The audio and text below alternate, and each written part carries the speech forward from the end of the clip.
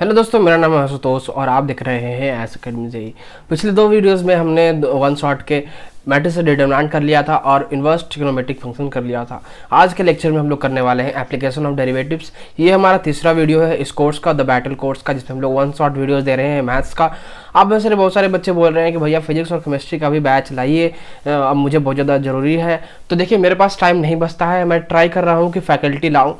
तो अगर मेरे कोई दोस्त या फिर कोई फैकल्टी मुझसे कांटेक्ट में मेरे से होंगे और ऐसा कुछ प्लान बनता है तो आपको हम अपडेट कर देंगे। हम उस पर ट्राई कर रहे हैं, ठीक है। तो थोड़ा वेट कर लो, एग्जाम से पहले एक सर्टेन अमाउंट ऑफ टाइम से पहले हम आपके लिए वो कोर्स अगर पॉसिबल होगा तो ला देंगे, ठीक है। तो इससे पहले हमने दो वीडियोस बना दिया है। अगर आपने वो दो वीडियोस नहीं दिखाए हैं तो जाके देख लीजिए, हमारे प्लेलिस्ट में मिल जाएगा, जो कि द बैटल प्लेलिस्ट करके है। वहाँ पे आपको दो वीडियोस मिल जाएगा जहाँ पे हमने 3 चैप्टर्स कंप्लीट किए हैं दो वीडियोस में। एक है आपको इन्वर्स ट्रिग्नोमेट्रिक फंक्शन, दूसरा है आपको मैट्रिसेस, तीसरा है डिटरमिनेंट, ठीक है। मैट्रिसेस और डिटरमिनेंट का एक वीडियो है। आज के इस वीडियो में हम लोग आज बात करने वाले हैं एप्लीकेशन ऑफ डेरिवेटिव्स के बारे में, ठीक है। देखिए, सबसे पहले हम बात करते हैं यहाँ पे कि एप्लीकेशन ऑफ डेरिवेटिव्स होता क्या है, ठीक है। एप्लीकेशन ऑफ डेरिवेटिव्स होता क्या है, इसका मतलब क्या हुआ। एप्लीकेशन मतलब यूज, ठीक है। इसका यूजुअल मीनिंग क्या होता है, यूज। और डेरिवेटिव्स मतलब डिफरेंशिएशन, ठीक है। डिफरेंशिएशन को भी हम लोग डेरिवेटिव्स बोलते हैं, है ना। इसका जो अब डी बाई डी थीटा ले लो यहाँ पे और थीटा ले लो, तो जो ये जो होता है इसको बोला जाता है डेरिवेटिव्स। और इसका एप्लीकेशन हमें सीखना है, मतलब इसका यूज सीखना है, टू लर्न इट्स यूज, ठीक है। इसका कहाँ और कैसे कैसे एप्लीकेशन करना है ये हमें सीखना है, ठीक है। अब देखिए, इस चैप्टर को स्टार्ट करने से पहले आपको कुछ ना कुछ यहाँ पे बेसिक्स नॉलेज होगा कि डेरिवेटिव्स होता क्या है और डेरिवेटिव्स का मतलब क्या होता है। डेरिवेटिव मतलब यही, ठीक है, इसका मतलब होता है, इसका मतलब ये आपको ये देखिए, इसमें तो इनका अपना अलग सा कॉन्सेप्ट है। सिर्फ एक जो यूज होता है डिफरेंशिएशन का, वो ये यूज होता है कि इसका डेरिवेटिव्स का फॉर्मूला क्या होता है। तो ये आपको पता होना चाहिए, ठीक है। आई होप आपको पता होगा, क्योंकि आपने डेरिवेटिव्स को पढ़ रखा है, 10th में भी पढ़ा है, पहले भी पढ़ा, तो आपको पता होगा। और 11th 12th में भी पढ़ा है कुछ ना कुछ, तो ये आपको पता होगा, है ना। तो ये नॉलेज आपके पास होना चाहिए। चलिए हम इस लेक्चर को स्टार्ट करते हैं, आज लेक्चर 3rd को। सबसे पहले हम बात करेंगे derivative as a rate measure. सबसे पहले मैं बता दूं कि कॉमेडिक के वाले ध्यान दीजिएगा। कॉमेडिक के वाले बच्चे जो बच्चे कॉमेडिक में अपेयर होने जा रहे हैं इस ईयर 2021 में, उनका ये कोर्स, उनका ये टॉपिक नहीं पढ़ना है, ठीक है। Not to study. तो जो वीडियो देख रहे हैं उन्हीं को पता चलेगा, ठीक है। तो ये वीडियो जरूर देखना लास्ट तक, मैं बताऊंगा कहाँ कहाँ पढ़ना है, कहाँ कहाँ नहीं पढ़ना है। क्योंकि मैं देख रहा हूँ कि आप पूछ रहे हैं कि भैया आप जो एक्सक्लूडेड सिलेबस है, जो रिड्यूस सिलेबस है, उसको भी आप पढ़ा रहे हैं। तो हाँ, हम उसको भी पढ़ा रहे हैं। तो आज से हम क्या करेंगे कि आप वीडियो पूरा देखना, तभी आपको पता चलेगा कि जो टॉपिक हटा दिया गया है उसको हम बता देंगे कि ये टॉपिक को नहीं पढ़ना है। तो कॉमेंट के वाले बच्चे जो इस ईयर अपियर हो रहे हैं उनके लिए derivative as a rate measure नहीं आ रहा है, ठीक है। तो ये ध्यान देना, कॉमेंट के वाले बच्चों के लिए नहीं पढ़ना है, बाकी के लिए पढ़ना है ये बोर्ड्स वाले, जेईई मेंस वाले के लिए। तो derivative as a rate measure क्या हुआ, तो जो बच्चे कॉमेंट करके वो इस वीडियो अभी यहाँ पे स्किप कर सकते हैं, वरना आपको देखना, अगर नॉलेज चाहिए तो देख लीजिए आप। The ratio of delta y by delta x is average rate of change of y with respect to x। पहले हम समझते हैं delta y by delta x का मतलब। Delta y by delta x मतलब हो गया कि average rate of change of y with respect to x। वही बात कीजिएगा dy by dx, तो dy by dx is instantaneous rate of change of y with respect to x। Difference पता चला, डेल्टा y डेल्टा x और dy by dx में difference पता चला। डिफरेंस क्या होगा कि ये जो है आपको एवरेज चेंज होता है, ठीक है। और ये जो है आपको इंस्टेंटेनियस चेंज होता है, ठीक है। यही डिफरेंस है दोनों में, तो यही सीखना है। अब where delta X represent change in X and delta Y represent change in Y, ये को पता होगा, ठीक है। ये नॉर्मल बात है ना। अगर हम लोग डेल्टा एक्स को लिमिट चेंज करते हैं 0 पे, डेल्टा एक्स को लिमिट करते हैं 0 पे, डेल्टा एक्स टेंड्स टू 0, तो ये जो एवरेज चेंज होता है वो इक्वल हो जाता है इंस्टेंटेनियस चेंज के, ठीक है। मतलब अगर हम लोग इसको लिमिट कर देते हैं delta X tends to 0, average change को, मतलब delta Y by delta X को, तो वो इक्वल हो जाता है D Y by D X से, मतलब instantaneous change of Y with respect to X, ठीक है। ये ध्यान में रखना, इट इज़ इम्पॉर्टेंट, इस चीज़ को याद कर लेना, ठीक है। ये यूज़ आएगा आपको सब जगह, बहुत जगह। तो इसका मतलब क्या हुआ कि इसका समझ लो एक चीज़ कि delta Y by delta X जो है वो एवरेज चेंज होता है, और D Y by D X जो होता है वो इंस्टेंटेनियस चेंज होता है। और जो एवरेज चेंज का अगर हम लोग लिमिट ले लेते हैं delta X tends to zero, मतलब जिसके रिस्पेक्ट में हम लोग कर रहे हैं उसको टेंड्स टू जीरो कर देते हैं, उसका लिमिट ले लेते हैं, तो वो इक्वल होता है इंस्टेंटेनियस चेंज के। ठीक है, तो ये आपको ऐसे समझना है। अब बात करते हैं हम लोग टेंजेंट्स एंड नॉर्मल के बारे में। तो इट इज़ वेरी इंपॉर्टेंट, ये आपको आएगा कमेंट के में। ठीक है, ये आपको कमेंट के में क्वेश्चन आते हैं इससे, और बहुत ईजी क्वेश्चन आते हैं और इससे क्वेश्चन बनते हैं। आगे हम लोग क्वेश्चन भी डिस्कस करेंगे, पहले हम कॉन्सेप्ट सीख लेते हैं कुछ टेंजेंट्स के बारे में सबसे पहले बात करेंगे। टेंजेंट्स आप देख सकते हैं यहाँ पे कि जैसे कोई एक कर्व है y equal to F X, हमने उस पर एक टेंजेंट बनाया और वो टच कर रहा है इस कर्व को X nought Y nought point पे। ठीक है, X nought Y nought point पे ये टच कर रहा है ये लाइन इस कर्व को, और इसी को बोला जाता है, इस लाइन को बोला जाएगा हमें टेंजेंट। टेंजेंट मीनिंग, टेंजेंट का मतलब हुआ कि a line touching any curve at a point. ठीक है, ओनली वन पॉइंट, सिर्फ एक पॉइंट पे अगर कोई लाइन टच कर रहा है किसी कर्व के, तो वो लाइन कहलाएगा tangent of that curve. Since D Y by D x is equal to F dash X, अगर हम लोग D Y by D X Y दिया गया है एफ एक्स, तो अगर हम डी वाई को वाई को रिस्पेक्ट डी एक्स के रिस्पेक्ट में डिफ्रेंशिएट करते हैं, तो उधर भी डिफ्रेंशिएट करने का पड़ेगा हमें एफ एक्स को, और इसको हम लोग लिख सकते हैं, इसको लिख सकते हैं क्या, एफ डैश एक्स। ठीक है, जहाँ पे डिफ्रेंशिएट जिस टर्म को आप कर रहे हैं उसको एफ डैश एक्स भी लिख सकते हैं। यहाँ पे एफ एक्स है तो उसको हम लोग एफ डैश एक्स लिख सकते हैं, जी एक्स रहेगा तो जी डैश एक्स लिख सकते हैं, एच एक्स रहेगा तो एच डैश एक्स लिख सकते हैं, कुछ भी उसमें डैश लगा के लिख सकते हैं। उसी का मतलब हुआ D Y by D X equal to F dash X. वैसे अगर यहाँ पे ये नहीं समझना है आपको, तो ये समझ लीजिए कि D Y by D Y को डिफ्रेंशिएट किया जाए एक्स से, तो हमारा जो इसका जो एफ एक्स दिया हुआ है उसका डिफ्रेंशिएशन हो जाएगा एफ डैश एक्स।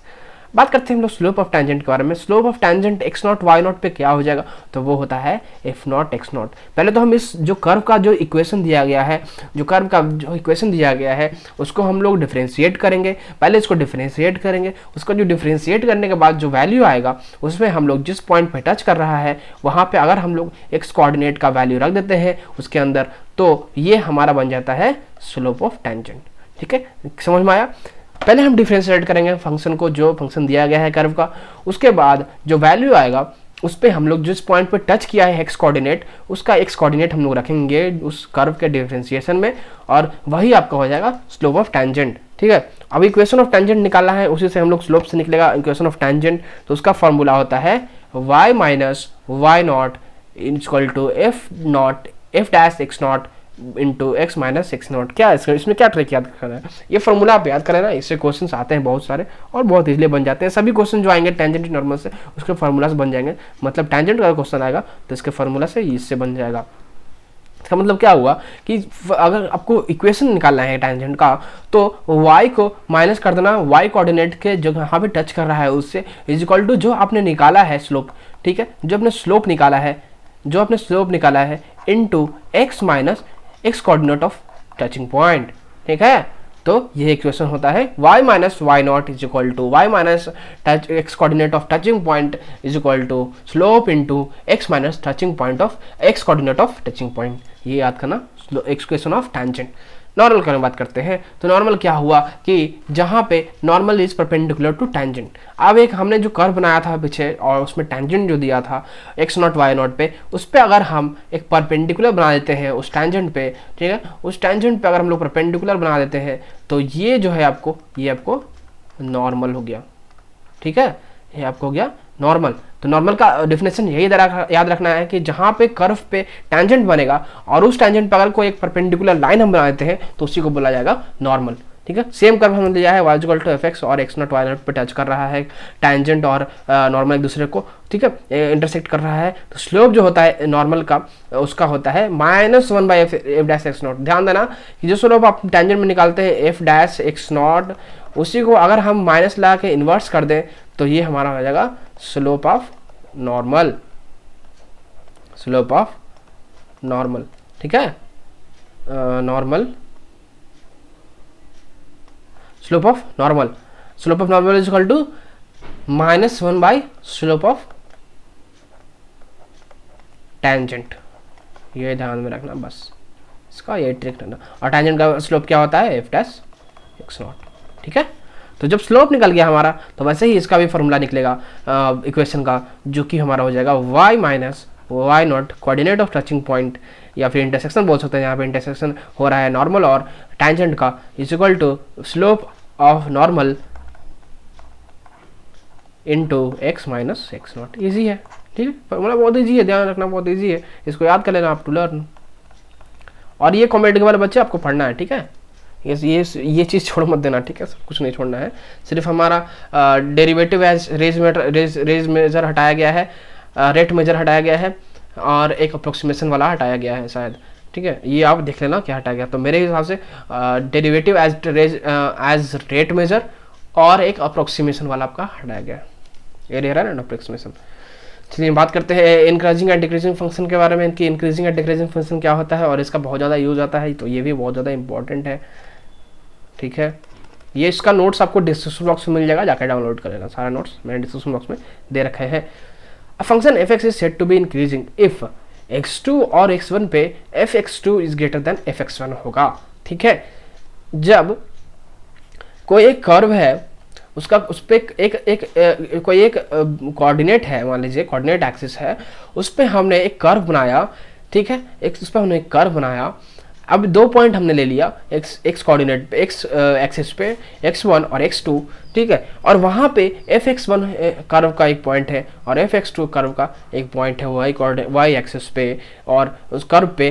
तो यहाँ पे जो अगर हम इंक्रीजिंग देखना है, अगर कर्व इंक्रीजिंग होगा तो इसका तो इंक्रीजिंग का तो ये डायग्राम होगा, और इंक्रीजिंग होने के लिए कंडीशन ये है कि उस x2 और उस x1 जो है, उस x1 पॉइंट पे अगर x2 is greater then x1 है और same condition f(x2) is greater then x1 हो जा रहा है, तो इट इज इंक्रीजिंग, ठीक है। इंक्रीजिंग का यह हो गया। अब अगर बात करोगे डिक्रीजिंग का, तो डिक्रीजिंग में क्या होता है कि even x2 is greater then x1 है, बट यहाँ पे क्या हो जा रहा है कि f(x2) is less then f(x1).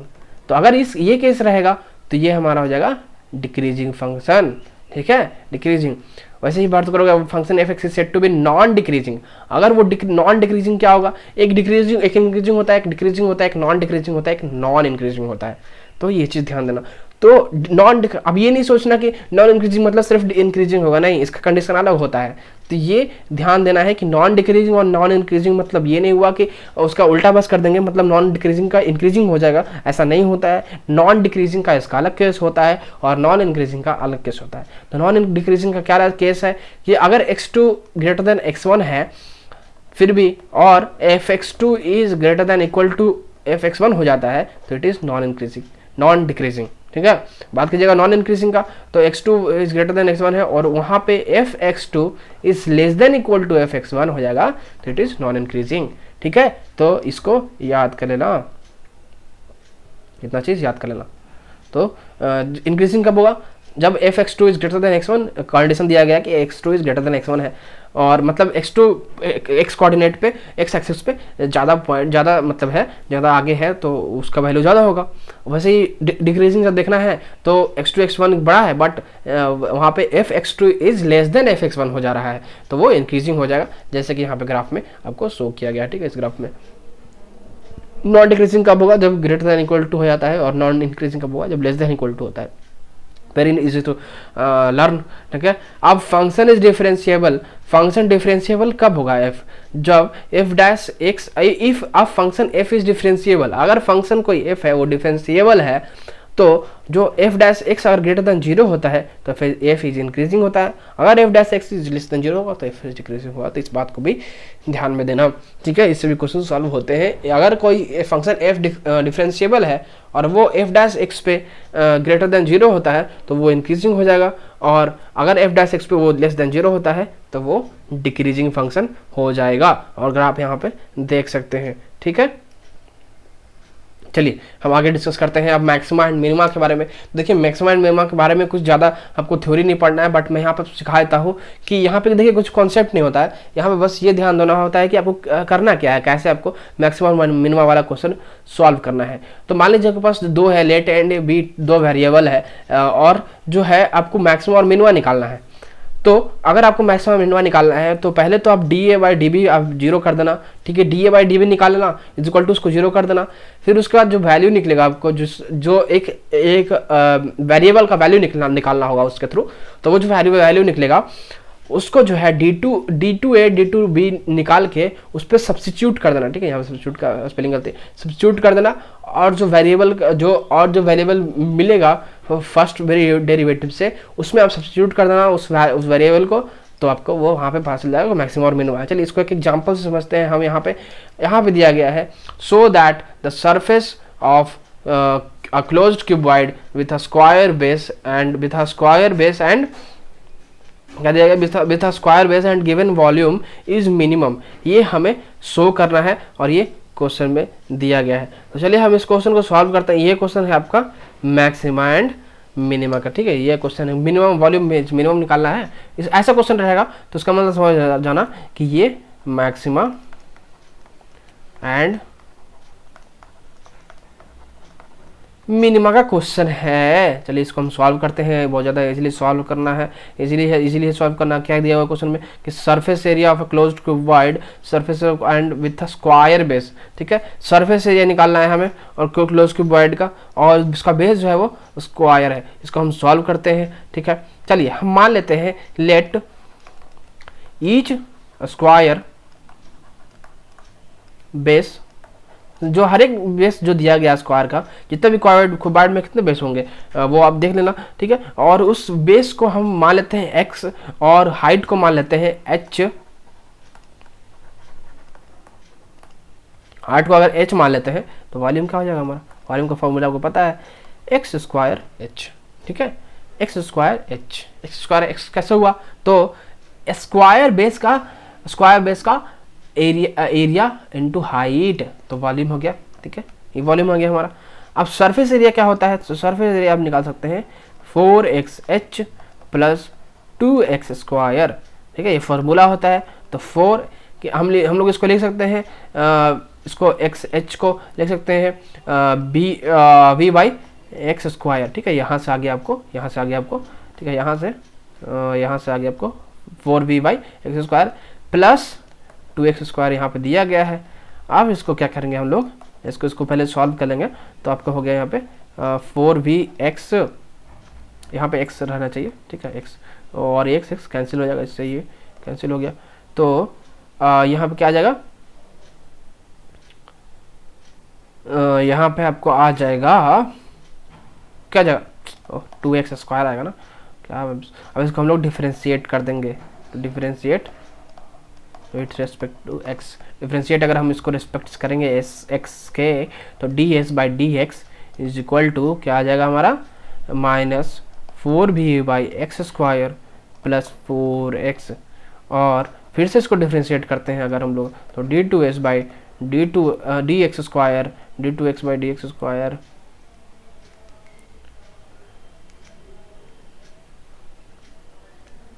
फिर से मैं लिख देता हूँ,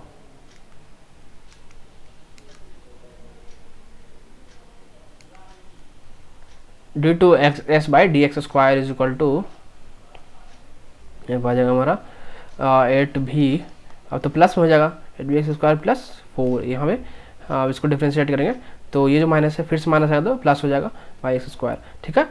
अब इसको हम लोग नाउ यहाँ पे हम मान लेते हैं dx by dx is equal to 0। अगर हम लोग ये करते हैं तो हमारा 4x आ जाता है 4v बाई एक्स स्क्वायर के बराबर। तो ये जब आ जाएगा तो इसका जो वैल्यू है वो हम लोग सब्स्टिट्यूट कर देंगे इसमें, ठीक है, d2s में डी एक्स स्क्वायर में सब्स्टिट्यूट करना है, तो क्या आ जाएगा एक्स क्यूब जो है वो हमारा आ जाएगा v सब्स्टिट्यूट करने के बाद, ठीक है, एक्स क्यूब v हो जाएगा, उसके बाद v X is equal to v to the power 1/3, ठीक है। तो अगर हम लोग at x is equal to v 1/3 लेते हैं तो due to S by D x square जो है वो ग्रेटर देन 0 होता है। आप x को यहाँ पे रख देना v1/3। तो s कब मिनिमम होगा? s is minimum at x is equal to v⁻1/3। ये हमारा आ गया आंसर। ठीक है, तो ऐसा ही आपको निकालना है मैक्सिमम मिनिमम। समझ में आ गया? पहले तो आपको जो दिया गया उसका फर्स्ट डेरिवेटिव, उसका सेकंड डेरिवेटिव निकाल देना, फिर फर्स्ट डेरिवेटिव को इक्वल कर देना 0 से, जो रिक्वायर्ड जो वेरिएबल का जो वैल्यू आएगा उसको सेकंड डेरिवेटिव में रख देना, उससे फिर वैल्यू आपको आ जाएगा और वो रिक्वायर्ड हो जाएगा वैल्यू मैक्सिमम या मिनिमम का। ठीक है, तो ये ध्यान में आप रखना। चलिए हम पढ़ते हैं अब मीन वैल्यू थ्योरम के बारे में। ये बहुत ज़्यादा इंपॉर्टेंट है, इससे बोर्ड्स में और कॉमेडी के बहुत ज़्यादा क्वेश्चन बनते हैं और जेईएस में भी थोड़े मोड़े क्वेश्चन आते हैं, उतना ज़्यादा नहीं बट थोड़ा मोड़ा आता है, बट बोर्ड्स और कॉमेडी के लिए बहुत ज़्यादा इंपॉर्टेंट टॉपिक है।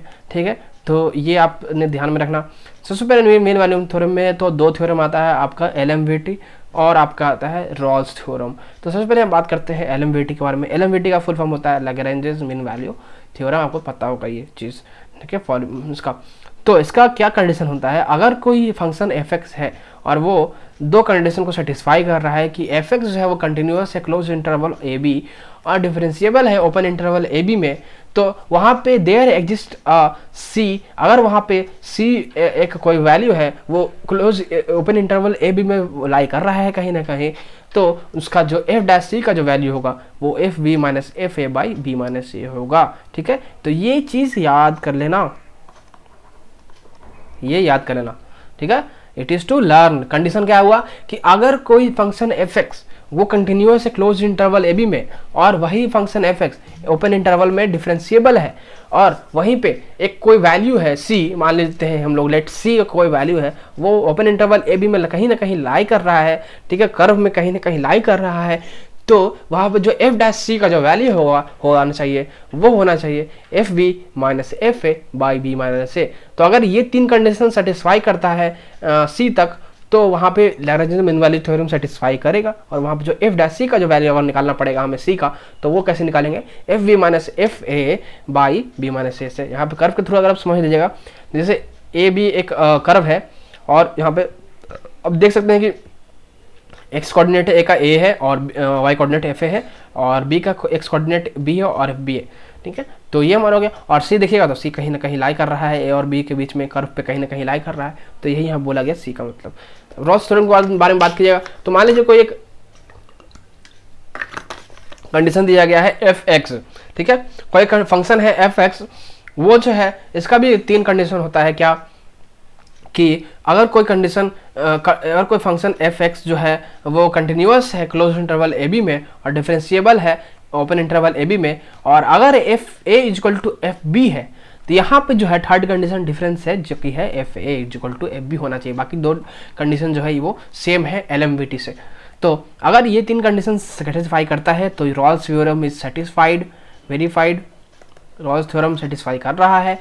और तो वहाँ पे एटलीस्ट c का एक कोई ना कोई एक वैल्यू होगा जो a और b के बीच में लाई करे, एटलीस्ट वन, कोई ना कोई एक लाई करना चाहिए। वो एक का जितना वैल्यू हो सकता है कोई दिक्कत नहीं है, बट एटलीस्ट वन करेगा जब रॉल्स थ्योरम सेटिस्फाई करेगा, अगर ये तीन कंडीशन सेटिस्फाई करेगा तब। ठीक है, और उसका वैल्यू निकलेगा f' इज इक्वल टू 0 करके। ठीक है, f' पहले जो फंक्शन दिया गया उसको डिफरेंशिएट कर देंगे और उसमें c का वैल्यू रख देंगे और उससे 0 कर देंगे इक्वल टू, तो उससे c का वैल्यू हमारा निकल जाएगा। ठीक है, तो रॉल्स थ्योरम और LMVT में यही याद रखना कि LMVT में क्या है कि तीन कंडीशन जो है उसमें दो सेम है LMVT और रॉल्स थ्योरम में, जो कि है कि कंटिन्यूअस होना चाहिए क्लोज इंटरवल में और डिफरेंशिएबल होना चाहिए ओपन इंटरवल में। वही बात कीजिएगा सेम रॉल्स थ्योरम में भी है, बट LMVT में क्या है कि c जो है वो लाई करता है a और b के बीच में, और इसमें आपको चेक करना होता है रॉल्स थ्योरम में कि f इक्वल टू fb होता है अगर, तो यहाँ पे रॉल्स थ्योरम वेरीफाई करेगा और जो c होगा वो कहीं ना कहीं लाई करेगा। ठीक है, कर्व के थ्रू अगर समझिएगा सेम यहाँ पे c लाई करना है कर्व पे। ठीक है, चलिए तो यहाँ पे हमारा थ्योरी खत्म होता है। अब हम डिस्कस करेंगे क्वेश्चंस। तो यही सब सारी थ्योरी आप ध्यान में रखना, ठीक है। डेरिवेटिव एज रेट मेजर वो तो आपके कमेंट के लिए नहीं आएगा। यहाँ पे देखिए 2-3 टॉपिक और है, जैसे approximation and error in measurement. तो वो एक तो कमेंट के में वो नहीं आ रहा है, और जेई में उससे ज़्यादा क्वेश्चन नहीं आते हैं, तो इसलिए मैंने उस टॉपिक को स्किप किया है। और कमेंट वाले बच्चे ध्यान टेंशन मत लेना, आपको वो टॉपिक नहीं आ रहा है, एरर्स एंड अप्रोक्सीमेशन ये आपको नहीं आ रहा है, ठीक है। यहीं तक आपको पढ़ना है। और ये जो मैंने पढ़ाया सारा इंपॉर्टेंट है, इसके नोट्स को डाउनलोड कर लेना और ये सब कॉन्सेप्ट दिमाग में रखना, तो इजीली क्वेश्चन बन जाएगा। अब हम यहाँ पे क्वेश्चन प्रैक्टिस करेंगे, ठीक है।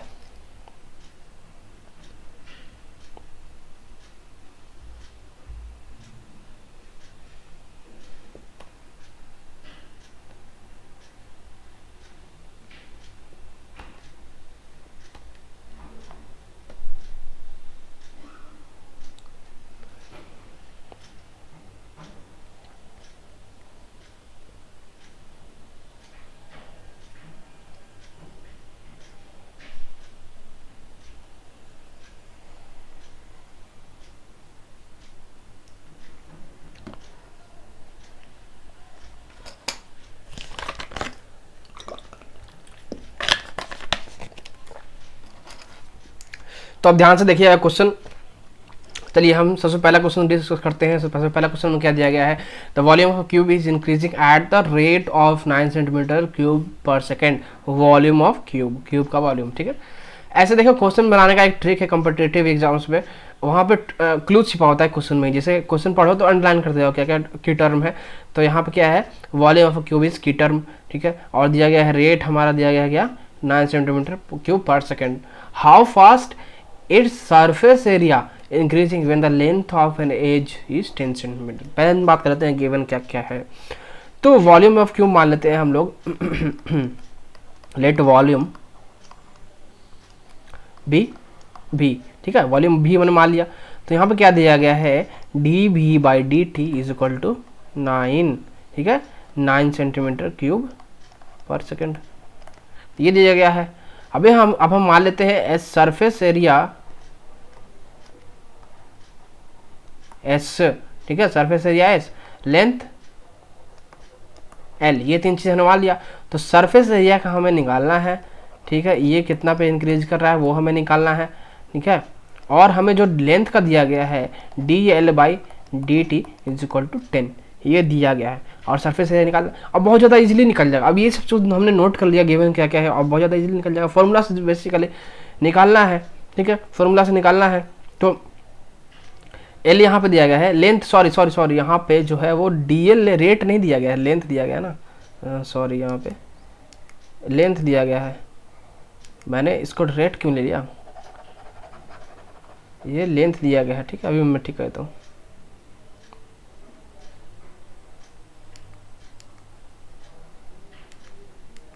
ठीक है। यहाँ पे लेंथ दिया गया है इज इक्वल टू 10 सेंटीमीटर। अब तो इजीली सॉल्व हो जाएगा, ठीक है। सबसे पहले हम यहाँ पे निकालते हैं D we by D T, मतलब क्या हो गया, वी का वैल्यू हमें क्या होता है, वी का क्या होता है, क्यूब का एल क्यूब होता है, एल क्यूब, ठीक है।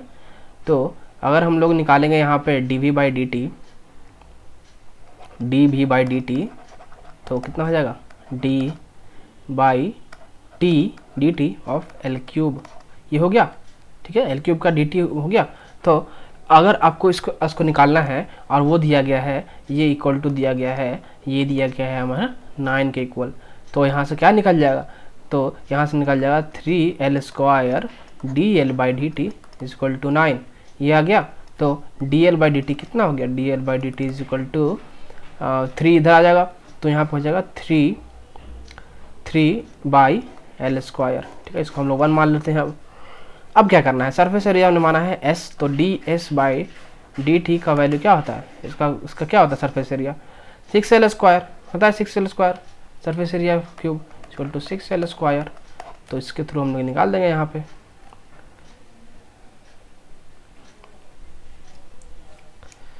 ठीक है, 6l स्क्वायर। तो इसके थ्रू कैसे निकालेंगे हम लोग, जैसे 6l स्क्वायर का डी बाई डी टी, तो 6 को हम लोग बाहर ले सकते हैं, तो यहाँ पे क्या आ जाएगा, ये आ जाएगा आपको 12l d L by D t आ गया हमारा। ये जब आ गया तो इसको ले सकते हैं 12 इंटू एल, एल क्या है हमारा, एल है हमारा 10, ठीक है, एल 10 है, into D L by D T क्या है 3/L² क्या होगा 100, ठीक है। तो ये कैंसिल हो गया और ये आपको आ गया कितना आ गया 3.6 सेंटीमीटर स्क्वायर पर सेकेंड, इसलिए आ गया। ये derivative at rate measure question है और इसलिए हमारा सॉल्व हो गया, ठीक है। तो इंक्रीजिंग कितना हो जाएगा ds by D T is equal to 3.6 centimetre cube square per second पे ये इंक्रीज कर रहा है। सेकंड क्वेश्चन की ओर हम बढ़ते हैं। Find the equation of the tangent and normal to the curve 16x square plus 9y square minus is equal to 145 at the point x1 y1 where x1 is equal to 2 and y1 is greater than 0, ठीक है। यहाँ पे x1 और x1 का value दिया गया है, x2 x1 का वैल्यू दिया गया है और y1 इज ग्रेटर देन 0 दिया गया है। तो इसका मतलब होता है कर्व, ठीक है, वो उसका मतलब बनेगा कर्व।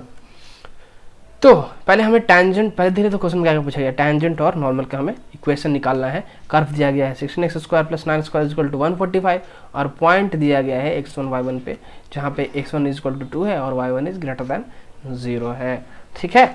तो उसका ग्राफ बनाएंगे तो ग्राफ बन जाएगा, बट हमें ग्राफ नहीं बनाना है, हम डायरेक्ट यहाँ से निकाल सकते हैं। कैसे निकालेंगे, तो देखिए कर्व हमारा दिया गया है 16x square plus 9y square is equal to 145, इसको हम लोग मान लेते हैं पहला इक्वेशन, ठीक है। अब क्या है कि जो यहाँ पे दिया गया है एट पॉइंट x1 y1, तो x1 y1 पहले हम सेटिस्फाई करेंगे, चेक करेंगे कि x1 y1 पे ये लाई कर रहा है, x1 y1 इस पॉइंट पे इस कर्व पे लाइव कर रहा है या नहीं कर रहा है। 2 से पर रखते हैं तो यहाँ पे रखेंगे तो 48 हो जाएगा और x y1 is greater then 0 हम मान लेते हैं 1 मान लेते हैं, ठीक है। तो 48 प्लस यहाँ पे क्या आ गया 18, ठीक है, 18 is equal to 145, 48 plus 18 is equal to 64 plus 18, ठीक है। तो हमारा इनके बीच में लाई करेगा ये, ठीक है, वो आप कर्व सेटिस्फाई करना, वो लाइव करता है। तो जब लाइक करेगा सिंस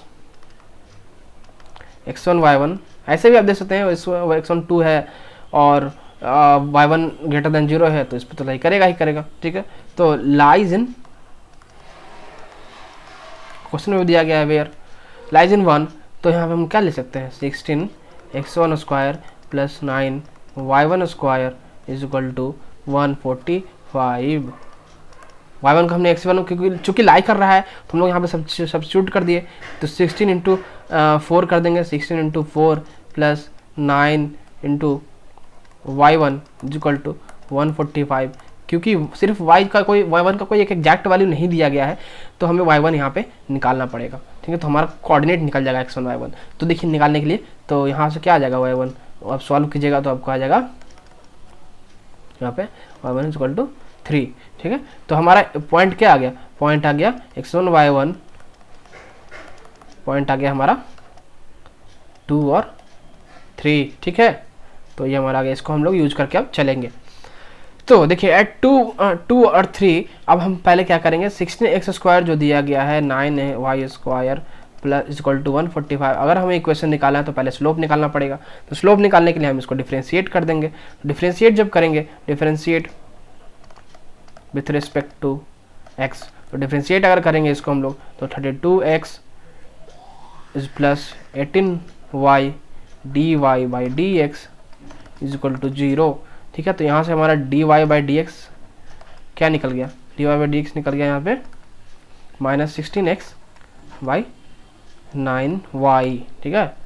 अब क्या करेंगे हम लोग कि यहाँ पे जो है वो x1 y1 रखेंगे, ठीक है, यहाँ पे हम लोग रखेंगे x1 y1। तो dy बाई dx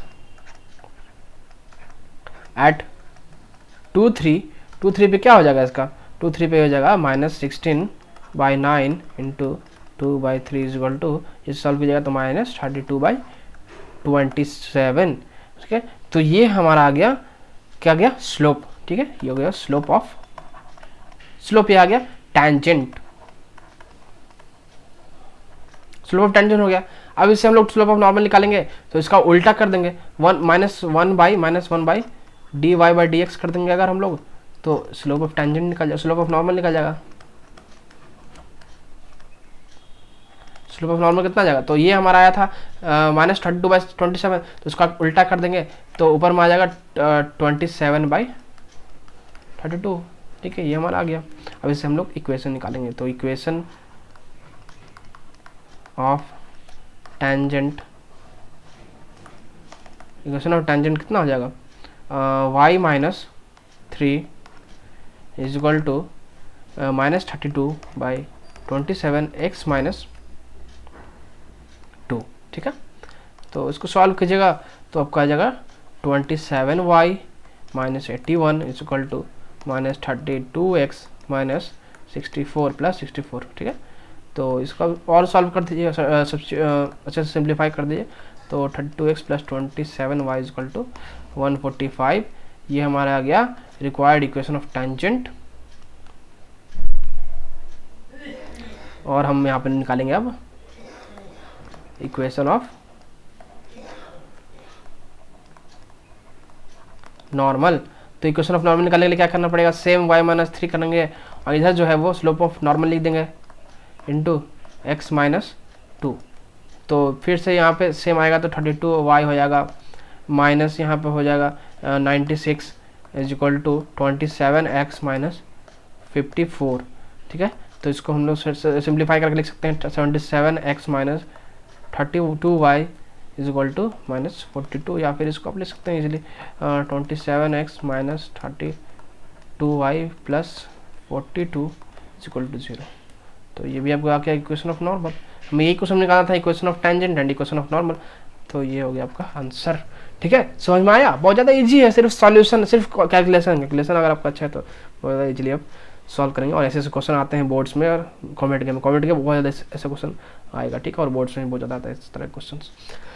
चलिए अगले क्वेश्चन हम डिस्कस करते हैं। फिर से हमारा है टेंजेंट और नॉर्मल का क्वेश्चन, जो कि है find the equation of tangent to the curve x³ + 2x - 4 which are perpendicular to line x + 14y + 3। ऐसे क्वेश्चन बहुत सारे आते हैं। ठीक है, ये बहुत ज़्यादा इजी देखने में लगेगा, बहुत ज़्यादा हार्ड है कि इक्वेशन ऑफ टेंजेंट बोल रहा है कर्व पे, बट वहाँ परपेंडिकुलर लाइन दिया गया है, तो ये देखने में लगेगा कि बहुत ज़्यादा हार्ड क्वेश्चन है, बट ये बहुत ज़्यादा इजी क्वेश्चन है। चलिए इसको हम सॉल्यूशन करवाते हैं आपको, तो आपको ईजिली समझ में आ जाएगा।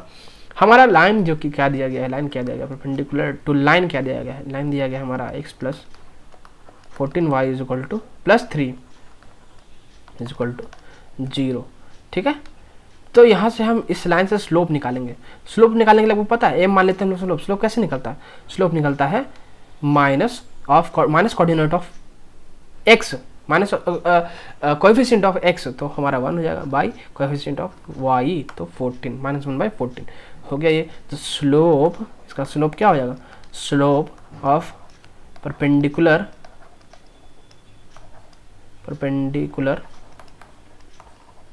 स्लोप परपेंडिकुलर, दो लाइन परपेंडिकुलर होता है तो उनका स्लोप क्या होता है, m2 = -1। ठीक है, ये चीज़ ध्यान में रखना। तो उसी से हमारा क्या निकल जाएगा, ये 14। ठीक है, ये 14 आ गया हमारा। तो ये जब 14 आ जाएगा तो कर्व क्या हो जाएगा, कर्व इज इक्वल टू दिया गया हमारा y is equal to x³ + 2x - 4, तो dy/dx एट x1 y1 पे dy/dx क्या हो जाएगा, 3x1² + 2, और ये दिया गया हमारा 14। यहाँ से हमने 14 निकाला था, इसको हमने डायरेक्ट यहाँ पे डिफ्रेंशिएट कर दिया कर्व को, तो यहाँ पे ये आ गया, उसका बाद ये 14 के इक्वल दिया गया है। तो यहाँ से हमारा x का वैल्यू निकल जाएगा, तो x1 का वैल्यू क्या निकला हमारा, x1 का वैल्यू हमारा निकला +-2। ठीक है, चूँकि x², चलिए हम यहाँ पे आपको पूरा सॉल्व कर दिखाते हैं, तो आप पूछें कैसे हो गया। तो x1 का होल स्क्वायर इक्वल टू 4 आया, तो x1 इक्वल टू +-2 यहाँ पे हमारा आ गया। तो एक x1 हम मान लेते हैं 2, तो यहाँ पे y1 हो जाएगा 8 सॉल्व करने पे, और अगर x1 मान लेते हैं -2, तो यहाँ पे हमारा y1 हो जाएगा -16।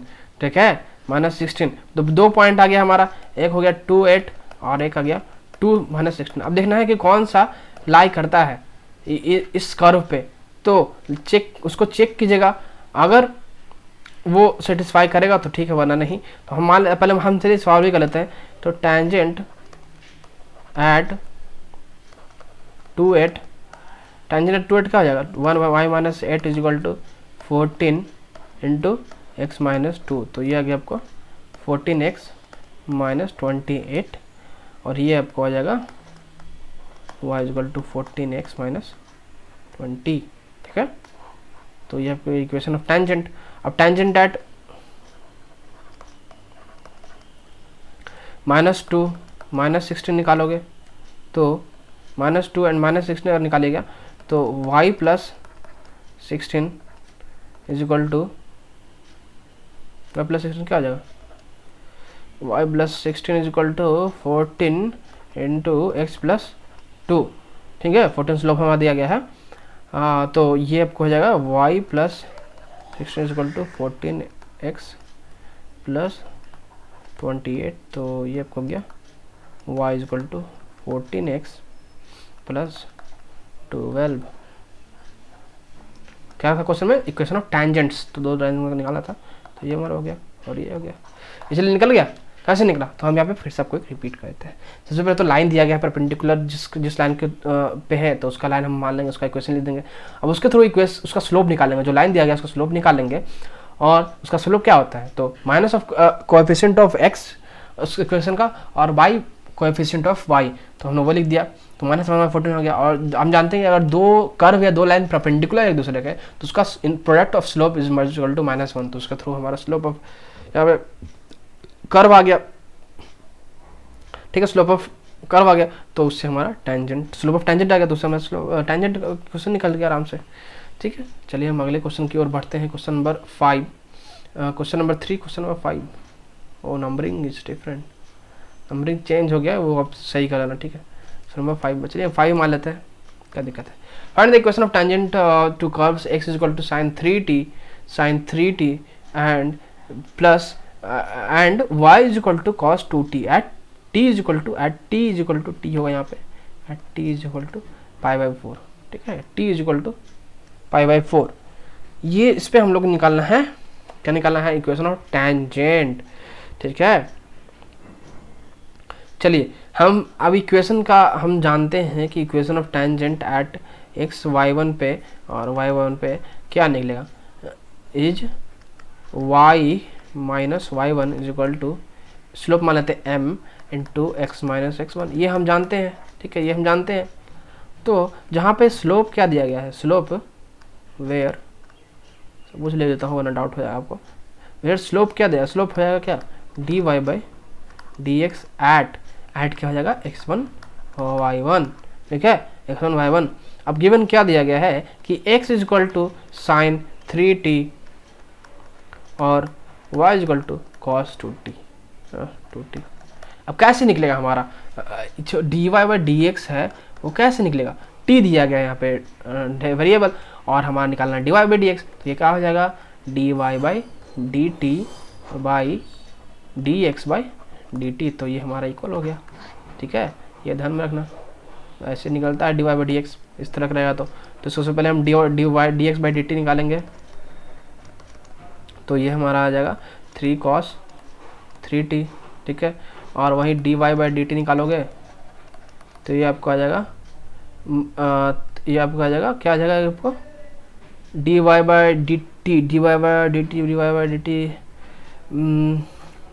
क्या आ गया 2 कर देंगे और -2 sin t, ठीक है, -2 sin t आ जाएगा, ठीक है। तो ये आपको निकालना है, देखिए क्यों हो गया -2 sin t, यहाँ पे को 3 cos t कैसे हो गया, तो पहले तो 3t को, पहले तो हम sin 3t को डिफ्रेंशिएट करेंगे, ठीक है, sin 3t को डिफ्रेंशिएट करेंगे तो वो आपको जाता है cos, ठीक है, sin का डिफ्रेंशिएशन cos, तो हो जाएगा 3 cos t, ठीक है, तो उसका 3t तो 3, वही cos का डिफ्रेंशिएट करोगे तो cos 2t का तो -sin t होता है, तो -2 sin t हो गया, ठीक है। वैसे अब dy/dx अगर निकालेंगे हम लोग तो -2 sin 2t by 3 cos 3t, ठीक है, -3 cos 3t, ठीक है, तो ये हमारा आ गया इतना। अब इसमें हम पुट करेंगे, put t is equal to π/4, put यहाँ पे तो यहाँ पे क्या आ जाएगा dy/dx eight π/4 is equal to आपको -2 sin π/2 बाई 3 cos 3π/4। तो इसको आप सॉल्व करोगे तब क्या आ जाएगा -2/-3/√2। ठीक है, कैसे ऐसा आया? तो ये भी मैं लिख देता हूँ, सिंस sin π/2 क्या होता है 1 और cos 3/4 कितना होता है 3π/4 कितना होता है cos 3π/4 कितना होता है -1/√2। ठीक है, चलिए हम अगले स्लाइड में चलते हैं और इसका सॉल्यूशन नेक्स्ट सॉल्यूशन करेंगे। सो अब यहाँ पे हम करना है कि x1 y1 निकालना है, और जब हमने t = π/4 रख दिया, ठीक है, अब हमें क्या निकालना है x1 y1। तो x1 क्या हो जाएगा, x1 = sin 3π/4, इसको हम लिख सकते हैं sin π - π/4। तो इसका वैल्यू क्या आ जाएगा sin 180 - π/4 = sin 180 - theta sin theta = 1/√2। वैसे ही y1 निकालिएगा आप, तो y1 = cos π/2 विच इज़ 0। तो x1 y1 हमारा क्या निकल गया = 1/√2 और 0, 1/√2 और 0 हमारा x1 y1 निकल गया। अब क्या है कि अब हम लोग पुट करेंगे x1 y1 और स्लोप इक्वेशन 1 जो हमने माना था उस इक्वेशन में, इस इक्वेशन में, तो हमारा क्या आ जाएगा इक्वेशन ऑफ टेंजेंट। तो अगर आप वो रख दीजिएगा इसमें, तो y - 0 = स्लोप क्या निकला हमारा, तो स्लोप निकला हमारा -3/√2। तो ये आप उसको लिख सकते हैं 2/√2/3 इंटू x - 1/√2। ये हमारा इक्वेशन, इसको सॉल्व कर दीजिएगा तो ये आपको आ गया 3y = 2√2x - 2। ठीक है, अब इसको और सिंप्लीफाई कीजिएगा तो इसको आप इधर ला सकते हैं 2/√2x - 3y - 2 = 0 which is required answer. समझ में? टेंजेंट बहुत ज़्यादा इजी क्वेश्चन है, बस अब वो क्रैक करना होता है, परपेंडिकुलर कहाँ है, कहाँ इंटरसेक्शन है, वो ध्यान देना होता है। जैसे यहाँ पे दिया गया है, दो कर्व दिया गया है हमारा y और y, तो ये बहुत ज़्यादा इजी है। dy/dx कैसे निकलता है, और कोई वेरिएबल दिया गया है तो dy/dt पर निकालेंगे, उसको डिवाइड कर देंगे dx/dt से। ठीक है, तो ऐसे निकालेंगे, और t का वैल्यू दिया गया है फिर π/4 पे, तो π/4 बैठा देंगे, वहाँ से हमारा स्लोप निकल जाएगा। स्लोप निकलने के बाद जो है उसको, उससे हम लोग x1 y1 निकाल लेंगे, और x1 y1 निकालने के बाद हमारा आराम से यहाँ पे निकल जाएगा इक्वेशन ऑफ टेंजेंट। ठीक है, चलिए अगले क्वेश्चन की ओर बढ़ते हैं। हमारा 6th क्वेश्चन है, 4th क्वेश्चन तो हमने छोड़ ही दिया, 6th क्वेश्चन पे सीधे आ गए। तो यहाँ पे दिया गया है find the equation of tangent at to the curve at the point where it cuts the axis. हाँ, कैसा क्वेश्चन है? अच्छा, कर्व यहाँ पे छूट गया है ना, कर्व यहाँ पे छूट गया है। कर्व आपको लेना पड़ेगा। कर्व जैसे क्या ले लोगे आप, तो कर्व यहाँ पे ले सकते हो, यहाँ पे कर्व आपको लेना पड़ेगा। Curve is y = x - 7/x² - 5x + 6। ये कर्व ले लो और इसको सॉल्व करो। ठीक है, ये कर्व लेना, उसको सॉल्व करना कर्व। ठीक है, उसके बाद क्या क्वेश्चन दिया गया कि क्वेश्चन में दिया गया find the equation of tangent to the curve at the point where it cuts the x axis. कहाँ पे? जहाँ पे एक्स एक्सिस कट करता है, तो एक्स एक्सिस अगर कट करेगा तो वहाँ पे x = 0 हो जाएगा और y का सम वैल्यू होगा। तो x1 हमारा हो गया 0 और y1 निकालना पड़ेगा। ठीक है, तो इसका यही कॉन्सेप्ट है इस क्वेश्चन का। तो हमसे सबसे पहले गिवन इक्वेशन क्या दिया है कर्व का, y = x - 7/x² - 5x + 6। ये इक्वेशन दिया गया है, इसको हम मान लेते हैं 1। ठीक है, इसको हम 1 मान लिया इसको। अब डिफ्रेंशिएट करेंगे तो हमारा dy/dx = x² - 5x + 6 - x - 7 × 2x - 5। ठीक है, ये हो गया आपको। तो इसको आप ले सकते हैं -+6 का होल स्क्वायर। ठीक है, अब क्या है यहाँ पे हमको ध्यान देना है, इतना लंबा क्वेश्चन आगे कैसे सॉल्व करना है हमको। तो यहाँ पे हम देख लेते हैं सिंस dy/dx ऑफ u/v = ये हमारा इस फॉर्मूला पे हमने तोड़ा है इसको, तो इसको हम नहीं भी लिखेंगे तो चलेगा, है ना, पर लिख देते हैं। आप सोचिएगा कि कैसे हमने किया, तो u/dy/dx माइनस भी यहाँ पर होता है ना, भी d we by D x minus d u by D x minus u d we by D x by भी का होल स्क्वायर। ठीक है, तो इस तरह से हमें ये निकला। अब इसको हम क्या लिख सकते हैं, d Y by D x को ऊपर वाले को कैसे सॉल्व करेंगे हम लोग, तो इसको हम लोग लिख सकते हैं यहाँ पे x square minus 5x plus 6 minus y into x square minus 5x plus 6 into 2x minus 5। ठीक है, कैसे y लिख दिया हमने, y लिख दिया इसके कर्व। ठीक है, यहाँ पे कर्व दिया गया है तो इसको हमने वहाँ पे उतार दिया y को।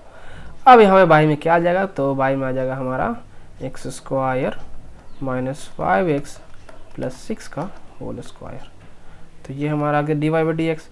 अब जो है यहाँ पे फिर से अगर हम सॉल्व करेंगे तो क्या y दिया गया है हमारा, वो तो उसका हमने बैठाया वैल्यू। ठीक है, अब हम लोग इसको अगर फिर सॉल्व करेंगे तो d Y by D x कितना आ जाएगा, 1 माइनस सबको काटने के बाद 1 minus 2x minus 5 by x square plus 5x plus 6, ये हम मान लेते हैं सेकेंड इक्वेशन। ठीक है, दोनों का यूज़ होगा हमारा। ठीक है, अब कैसे इसको हम लोग सॉल्व करेंगे। ठीक है, तो क्या करते हैं हम लोग, divide numerator and denominator by x square plus 5x plus 6, इसके थ्रू हम लोग इस दोनों को डिवाइड करते हैं, न्यूमरेटर डिनोमिनेटर को। ठीक है, उसके बाद कर्व जो दिया गया है, ठीक है, कर्व जो दिया गया है वो एक्स एक्सिस पे टच कर रहा है और वाई एक्सिस का हमें निकालना पड़ेगा। ठीक है, तो अगर एक्स एक्सिस पे टच करता है तो सॉरी मैंने गलत बता दिया, अगर एक्स एक्सिस पे टच करता है तो वाई का वैल्यू 0 होगा, वाई एक्स का तो सम वैल्यू होगा, तो वहाँ पे पॉइंट जो क्या आ जाएगा, मान लीजिए हम x1 मान लेते हैं और y इक्वल टू 0। ठीक है, तो ये पॉइंट हो गया हमारा। ठीक है, x1 y1, तो x1 y1 अगर ये पॉइंट हो गया तो अगले स्लाइड में हम चलते हैं। उसके बाद y का वैल्यू 0 अगर हम रख देंगे 1 इक्वेशन में, put y equal to 0 in equation 1 पे अगर रख देते हैं हम लोग, तो यहाँ पे क्या आ जाएगा, x minus 7 by x square minus 5x plus 6 is equal to 0 होता है। ठीक है, और इसका अगर सॉल्व कीजिएगा आप तो x इज इक्वल टू 7 आ जाएगा आपका। ठीक है, नाउ कर्व जो है वो पास करेगा, x1 y1 कितना हो गया हमारा, 7 और 0। ठीक है, 7 और 0 हमारा हो गया। ठीक है, अब स्लोप हम निकालेंगे, स्लोप अगर निकालेंगे स्लोप एट 7 0 अगर निकालेंगे तो हमारा कितना आ जाएगा, 1 minus 0 by 49 minus 35 plus 6 is equal to 1 by 20। ठीक है, 1 बाई 20। यहाँ पे ये जो है वो यहाँ पे किया था, इसके लिए यहाँ पे लिखा हमने। ठीक है, तो 1 बाई 20 ये हो गया, 1 बाई 20 हमारा स्लोप आ गया। तो यहाँ से इक्वेशन क्या आ जाएगा हमारा, स्लोप क्या आ जाएगा, equation of tangent y minus 0 is equal to 1 by 20 into x minus 7 which is required equation. और ये हमारा आ जाएगा सॉल्व करने पे 20y is equal to x minus 7। तो इसको हम और सिंप्लीफाई अगर करेंगे तो x minus 20y is equal to 7, ये हमारा आ गया इक्वेशन आंसर हो गया हमारा टेंजेंट का। देखिए हमारा फिर अगला क्वेश्चन जो है वो टेंजेंट पे ही है। टेंजेंट और नॉर्मल बहुत ज़्यादा क्वेश्चन आता है, इसलिए मैं इतना प्रैक्टिस करवा रहा हूँ टेंजेंट नॉर्मल पे। तो अगला क्वेश्चन दिया गया है, find the equations of tangents the curve 3x square minus y square is equal to 8 which passes through the point इतना। ठीक है, इक्वेशन ऑफ टेंजेंट निकालना है जो कि इतना कर्व से पास कर रहा है और इसका पॉइंट दिया गया है 4/3 और 0। कर्व क्या दिया गया हमारा, कर्व दिया गया है 3x square minus y square is equal to 8। ठीक है, सबसे पहले तो हम क्या करेंगे, इसको पहले डिफरेंशिएट करेंगे। डिफरेंशिएट 1 मान लेते हैं इसको, differentiate 1 with respect to x। ठीक है, तो विथ रिस्पेक्ट टू x अगर करेंगे तो 6x minus 2y dy by D x is equal to 8। ठीक है, ये हमारा आ गया। अब इसको हम लोग और सॉल्व अगर करते हैं तो dy by D x is equal to 3x by y हो गया। ठीक है, अब जो है equation of tangent to the curve इतना which passes through the point, इतना बोल रहा है पासेस। ठीक है, अब पासेस बोल रहा है तो यहाँ पे हम लोग ये नहीं मान के चलेंगे कि इस पॉइंट पे कट कर रहा है, इस पॉइंट पे टच कर रहा है, ठीक है। तो हमें चेक करना पड़ेगा। मान लीजिए हम मान लेते हैं यहाँ पे क्या हम मान के चलते हैं नॉर्मली एक्स एच के, ठीक है, एच के equation of tangent eight point हम मान लेते हैं,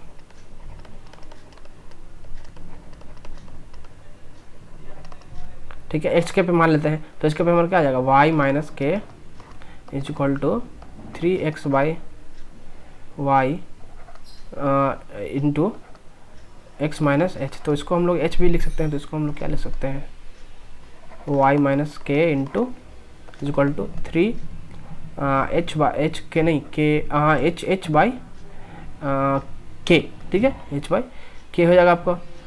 ये आप लिख सकते हैं इंटू एक्स माइनस एच, ठीक है। अब चूंकि ये पास कर रहा है 4/3 से, सिंस इट पासेज थ्रू 4/3/0, तो हम लोग इसका वैल्यू जो है इसमें रख देंगे, इसका वैल्यू अगर रख देंगे तो 4 minus 0 y minus 0 is equal to 3 into 4/3 by, यहाँ पे के का वैल्यू क्या है 0 है, इंटू एक्स माइनस एच का वैल्यू क्या है, एच का वैल्यू इज 4/3। तो इससे हमारा जो है वो एच और के का वैल्यू निकल जाएगा। तो एच और वैल्यू के का वैल्यू क्या निकलता है, वाई इज इक्वल टू 0, और इस पे रखने पे तो हमारा इसको लिख सकते हैं 3h square minus k square minus 4h is equal to 0, ठीक है। यहाँ पे एक करेक्शन करना, यहाँ पे y और x का वैल्यू दिया गया है, ठीक है, y और x का वैल्यू दिया गया है, ना कि h का वैल्यू दिया गया है। तो इसको आप करेक्ट करना, इसको आप करेक्ट करना। अरे अच्छा,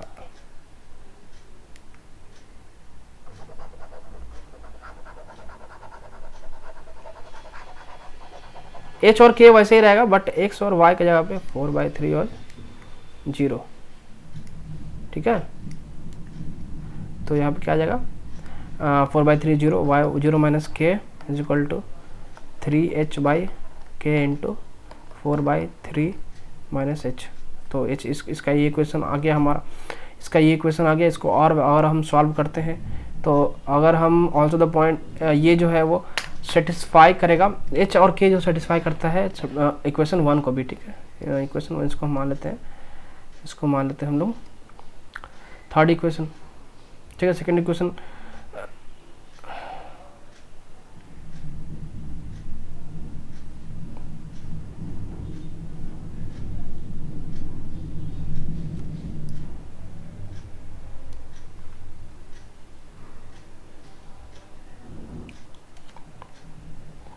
इसको मान लेते हैं हम लोग सेकेंड इक्वेशन।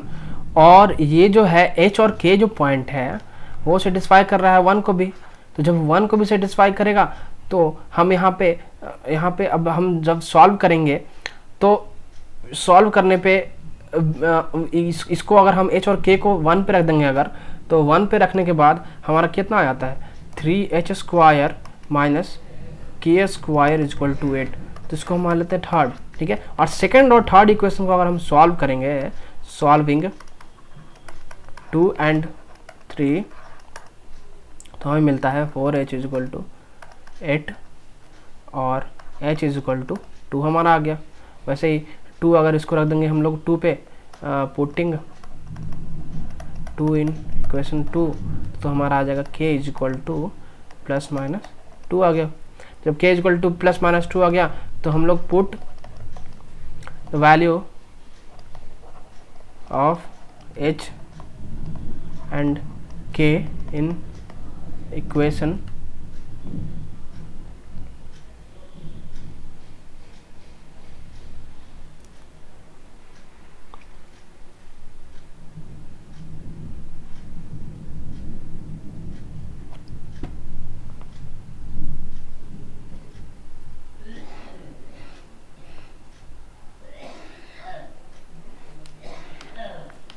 2।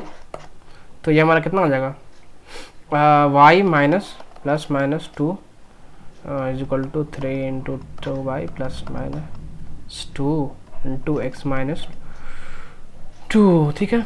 इसको अब सॉल्व करते जाना तो आपको आ जाएगा apply y plus minus 2 is equal to plus minus 3 into x minus 2 is equal to y is equal to क्या जाएगा, ये उधर जाएगा तो plus minus 3 into x minus 2 और प्लस माइनस 2 आ जाएगा इधर।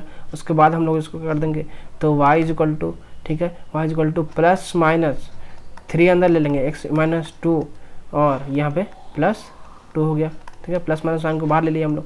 फिर अब क्या आ जाएगा, y is equal to plus minus 3x minus 6 plus 2, ठीक है, ये आ गया आपको। इसको सॉल्व अगर कीजिएगा तो y is equal to plus minus 3x minus 4, ये मैंने कह दिया 3x माइनस 4 यहाँ पे आ जाएगा, ठीक है। तो इसको होगा अब सॉल्व कीजिएगा तो इतना आपको हो गया। तो रिक्वायर्ड इक्वेशन क्या आ जाएगा, तो एक प्लस में हो जाएगा और एक माइनस में हो जाएगा, ठीक है। तो y is equal to 3x minus 4 and minus 3x minus 4 equation of tangent, ये हो गया आपको इक्वेशन ऑफ टेंजेंट, ठीक है। तो ये थोड़ा लेंदी क्वेश्चन था और ये थोड़ा हार्ड क्वेश्चन था, इसको आप ध्यान में रखना, ठीक है। ये क्वेश्चन प्रैक्टिस कर लेना आप एक बार। चलिए हम अगले क्वेश्चन की ओर बढ़ते हैं, यहाँ पे 8 नंबर क्वेश्चन की ओर। ये इंक्रीजिंग और डिक्रीजिंग वाला हमारा आ गया। सबसे पहले तो हम क्वेश्चन देख लेते हैं क्या है। तो यहाँ पे find the interval in which the function f x is equal to x power 4/4 minus x power 3 minus 5x square plus 24x plus 12 ए में दिया गया है स्ट्रिक्टली इंक्रीजिंग फिर स्ट्रिक्टली डिक्रीजिंग। तो हमें इंटरवल निकालना है जहाँ पे स्ट्रिक्टली इंक्रीजिंग होगा ये फंक्शन और स्ट्रिक्टली डिक्रीजिंग होगा। तो सबसे पहले हम यहाँ पे फंक्शन उतार लेते हैं। फंक्शन क्या दिया गया है, F x is equal to x to the power 4/4 minus x cube minus 5x square plus 24x plus 12, ठीक है। ये हमारा फंक्शन दिया गया है। अब इसको हम सबसे पहले डिफरेंशिएट करेंगे तो f डैश एक्स कितना हो जाएगा, जैसे मैंने बताया था वैसे उस मेथड को फॉलो करना। x डैश एक्स हो जाएगा 4x to the power 3/4 minus 3x square minus 10x plus 24, ठीक है, वो 0 हो जाएगा। तो अगर हम f डैश एक्स पे हम लोग 0 मान लेते हैं तो f डैश एक्स अगर 0 मान लेंगे तो ये कितना हो जाएगा, x cube minus 3x square minus 10x plus 24 is equal to 0, ठीक है। अब इसको हम सॉल्व कर देंगे तो इसको और सॉल्व करिएगा, इसको ब्रेक करना है आपको। तो इसको ब्रेक कैसे करोगे आप, एक एक्स माइनस 2 कॉमन लेना, तो एक्स माइनस 2 और कॉमन लोगे तो x square minus x minus 12 ये हो जाएगा। या फिर ये आप समझ सकते हो कि ये आपको x cube minus 3x square minus 10x plus 24 वाला फार्मूला है, उस पर तोड़ देना इसको। तो अगर तोड़ दोगे तो ये इसका फार्मूला तोड़ने का होता है, ठीक है, x minus 2 into x square minus x minus 12, ठीक है, माइनस 4 इंटू ए इंटू 3, ठीक है। तो ये आपको हो गया इज इक्वल टू 0, इसको 0 मानना है। तो या तो x माइनस 2 इसको और सॉल्व कर लेते हैं हम लोग। तो x माइनस 2 इसको हम लोग तोड़ेंगे अगर तो x minus 4 into x plus 3, ये खुद से तोड़ लेना, ठीक है, मैं डायरेक्ट कर रहा हूँ यहाँ पे। तो या तो x इज इक्वल टू 2 होगा, या तो x इज इक्वल टू 4 होगा, या तो x इज इक्वल टू 3 होगा। तो इंक्रीजिंग कब हो जाएगा, इंक्रीजिंग सबसे पहले तो आप वैल्यू ये सब वैल्यू इस पर रख लेना और ये सब जो वैल्यू रखोगे तो इंक्रीजिंग आ जाएगा -3 से -3 यहाँ पे होगा -3 से 2 और यूनियन 4 से इन्फिनिटी, ठीक है। और डिक्रीजिंग जो हो जाएगा आपको, डिक्रीजिंग हो जाएगा आपको -इन्फिनिटी से 3 और यूनियन 2 से 4, यहाँ पे ओपन इंटरवल होगा, ठीक है। तो ये आपको हो गया आंसर, रिक्वायर्ड आंसर। इसी तरह से हमको इंक्रीजिंग डिक्रीजिंग निकालना है, स्ट्रिक्टली इंक्रीजिंग स्ट्रिक्टली डिक्रीजिंग। अब नेक्स्ट क्वेश्चन दिया गया है, find the values for which y is equal to x into x minus 2 का whole square is an increasing function, ठीक है। तो फिर से हमारा इंक्रीजिंग फंक्शन वाला क्वेश्चन है। यहाँ पे कहा जाएगा f x is equal to, यहाँ पे क्या दिया गया है, x इंटू एक्स माइनस 2 का होल स्क्वायर, ये हमारा क्वेश्चन दिया गया है फंक्शन का, ठीक है। पहले हम समझेंगे कि इंक्रीजिंग फंक्शन का मतलब क्या होता है। तो इंक्रीजिंग के लिए एफ डैश एक्स जो है वो ग्रेटर दैन इक्वल टू 0 होना चाहिए। यहाँ पे स्ट्रिक्टली इंक्रीजिंग नहीं है, इंक्रीजिंग है, ठीक है। तो इसके लिए हम लोग एफ डैश एक्स निकालेंगे तो एफ डैश एक्स कितना हो जाएगा हमारा, equal to 2 into x minus x into x minus 2, x और ले सकते हैं, ठीक है। तो इसको इतना हो गया। अब हम इसको अंदर भी डिफरेंशिएट करना पड़ेगा, d by D x of x into x minus two, ठीक है। तो ये कितना आ जाएगा, f dash x is equal to two into x minus two into two x minus two, ये हमारा हो गया फाइनल। उसके बाद इसको और अगर हम सिंप्लीफाई करेंगे तो 4x into x minus two into x minus one, यहाँ से हमने 2 कॉमन ले लिया, ठीक है। अब आगे और बढ़ते हैं। फॉर क्या हमारा कंडीशन होना चाहिए, f dash x is greater than equal to 0, तो f dash x is greater than equal to हो जाएगा, तो यहाँ पे क्या आ जाएगा 4x into x minus one into x minus two is greater than equal to 0 होना चाहिए, ठीक है। तो ये अगर 0 हो जाएगा तो हम नंबर लाइन पहले बना लेंगे। नंबर लाइन पे क्या आ जाएगा, नंबर लाइन पे अगर आप पहले तो आप नंबर लाइन बनाना, क्या क्या वैल्यू है हमारा, तो वैल्यू है 0, 1 और 2। अब क्या करना कि वैल्यू रख देना, 1 पे कितना वैल्यू आता है, 2 पे कितना वैल्यू आता है और 0 पे कितना वैल्यू आता है, 0 से कम पे कितना वैल्यू आता है। तो इधर अगर आप रखोगे तो आपका जाए नेगेटिव पॉजिटिव नेगेटिव पॉजिटिव, ठीक है। तो इससे पॉजिटिव नेगेटिव आ गया, तो आप हम क्या कह सकते हैं कि इंक्रीजिंग के लिए कहाँ है, इंक्रीजिंग के लिए 0 से 1 है और 2 से इन्फिनिटी है, तो क्या लिख सकते हैं हम लोग 0 से 1, ठीक है, ये क्लोज इंटरवल होगा 0 पे, और यूनियन 2 से इन्फिनिटी, ठीक है, infinity x is belonging to, ठीक है। ये है आपका आंसर। इन जी क्वेश्चन आते हैं इसमें, ठीक है। चलिए अगला क्वेश्चन हम बात करते हैं। So that the altitude of the right circular cone of maximum volume that can be inscribed in a sphere of radius r is 4r/3. Also, so that the maximum volume of the cone is 8/27 of the volume of the sphere. ठीक है, ये हमें निकालना है कि पहले तो show करना है कि जो वॉल्यूम होगा सरफेस स्फेयर का जो कोन के अंदर डिस्क्राइब किया गया है उसका 4r/3 होगा, और शो करना है कि वॉल्यूम ऑफ कोन जो है वो 8/27 of volume of the sphere, यहाँ पे ये शो करना है। तो चलिए हम इसको सॉल्व करते हैं। सबसे पहले हम एक सर्कल बना लेते हैं, ठीक है, सर्कल मान लेना है इसे, ठीक है, मान लेना आई नो सर्कल ये नहीं है बट सर्कल मान लेना। और ये कौन हमारा होगा, ठीक है, बहुत ज़्यादा ख़राब हैंड राइटिंग है मेरा, क्या करूँ, फर्स्ट टाइम पढ़ा रहा हूँ, उसका आदत है नहीं ग्राफिक टाइप पे लिखने का, बट कोशिश कर रहा हूँ। तो इसको परपेंडिकुलर हो गया हमारा, यहाँ से ये हो गया, ये अब ले सकते हैं, और ये हो गया आपको हाइट, ठीक है, ये आपको हाइट हो गया, ये आपको रेडियस हो गया, और ये अब स्मॉल आर मान सकते हैं इसको, ठीक है, स्मॉल आर। चलिए सबसे पहले हम मान लेते हैं r be radius and h be height, ठीक है, ये हमने मान लिया। आर जब रेडियस ऑफ द स्फीयर होगा, आर विद द रेडियस, ये हो गया कोन का, ठीक है, ये कोन का, ये ध्यान में रखना, ठीक है। अब रेडियस आर हम मान लेते हैं r be radius of sphere, sphere का आर हम लोग मान लेते हैं small r. Maximum volume of sphere क्या हो जाएगा, volume is equal to 8/27 volume of sphere, ये हमें करना है टू शो, ठीक है, टू शो करना है हमें। नाउ इन ट्रायंगल एबीसी हम पहले यहाँ मान लेते हैं, एबीसी हम यहाँ पे मान लेते हैं पहले, ये इसको हम ए मान लेते हैं, इसको बी मान लेते हैं, ठीक है, इसको हम लोग सी मान लेते हैं, यहाँ से मिड पॉइंट, ठीक है, सी मान लिया हमने।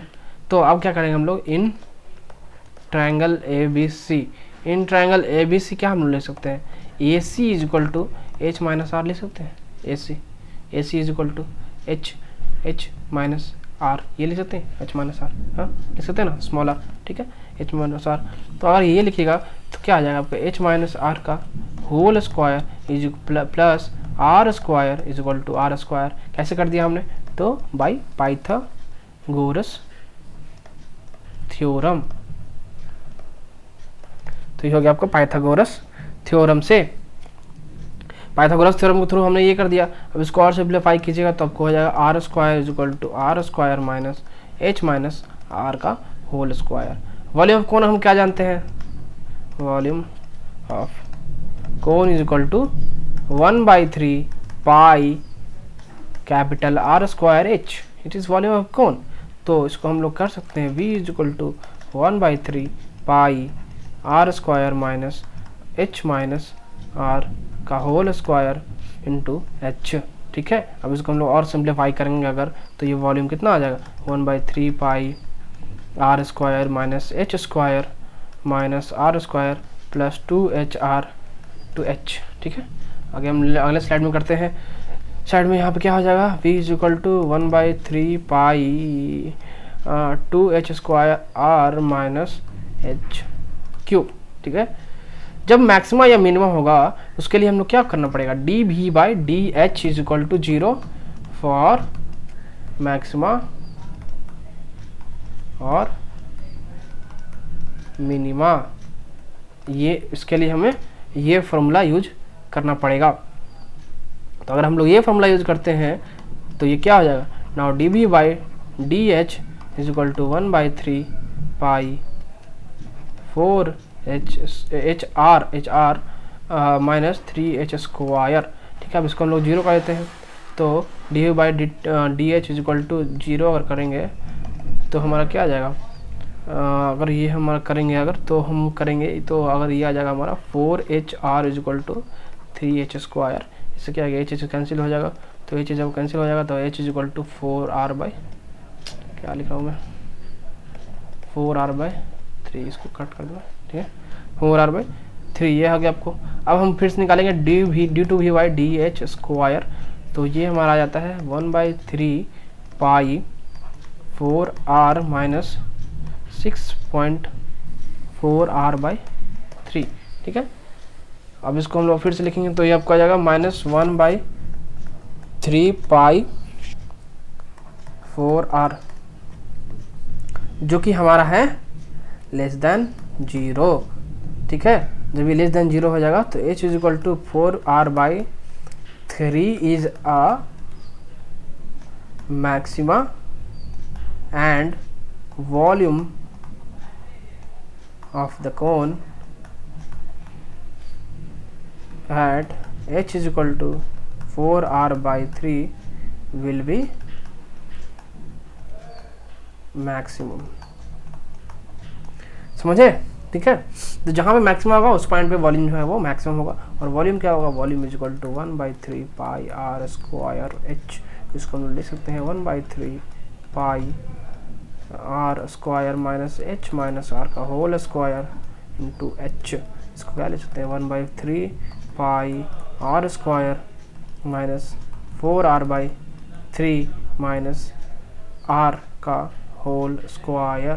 ठीक है, होल स्क्वायर इसको लिखना पड़ेगा, होल स्क्वायर 4r/3। ठीक है, is equal to 1/3 pi 8r square by 9 into 4r/3। ठीक है, इसको हम लोग क्या ले सकते हैं, सब्स्टिट्यूट करने पे, वैल्यू सब्स्टिट्यूट करने पे 8/27 4 पाई r³/3। तो ये क्या हो गया 8/27 वॉल्यूम ऑफ स्फीयर। प्रूव्ड, ये प्रूव्ड हो गया। ठीक है, इजीली प्रूफ हो गया, थोड़ा लेंदी था बट प्रूफ हो गया, है ना। चलिए नेक्स्ट क्वेश्चन में आते हैं हम।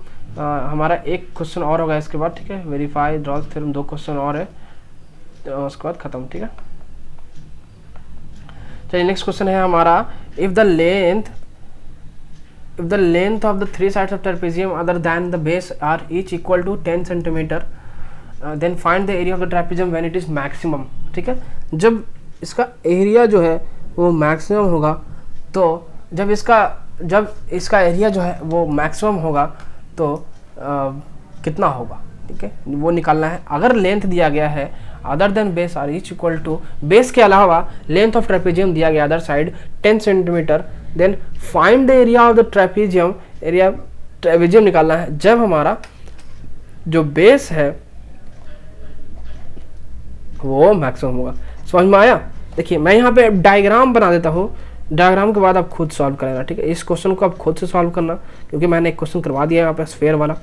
अब इसका मैं डायग्राम यहाँ पे आपको बना कर दे देता हूँ। सब तुमको सॉल्यूशन इस पीडीएफ के लास्ट में सॉल्यूशन मिलेगा, ठीक है। इसका ये करना, ये दिया गया है हमारा, ये परपेंडिकुलर होता है, परपेंडिकुलर होता है ए बी सी डी मान लेना इसको 10 सेंटीमीटर ये दिया गया है, ये भी 10 सेंटीमीटर दिया गया है, बेस के अलावा बाकी जो है वो 10 सेंटीमीटर दिया गया है। ये वो है, ये जो है वो P है, को P मान लो, इसको Q मान लो, ठीक है। अब इसके बाद आपको सॉल्व करना है, ठीक है। सॉल्व कर लोगे? सॉल्व करना पड़ेगा आपको, ठीक है। कुछ कुछ क्वेश्चन आपके लिए भी to solve home assignment HW मैं ले देता हूँ, ठीक है। इसको सॉल्व करना है, इसका सॉल्यूशन मैं आपको दे दूंगा। चलिए हम नेक्स्ट क्वेश्चन पर बढ़ते हैं। Verify Rolle's theorem for the function. ये आपको वेरीफाई करना है for the Rolle's theorem. Rolle's theorem का याद करो कि कंटिन्यूअस डिफरेंशिएबल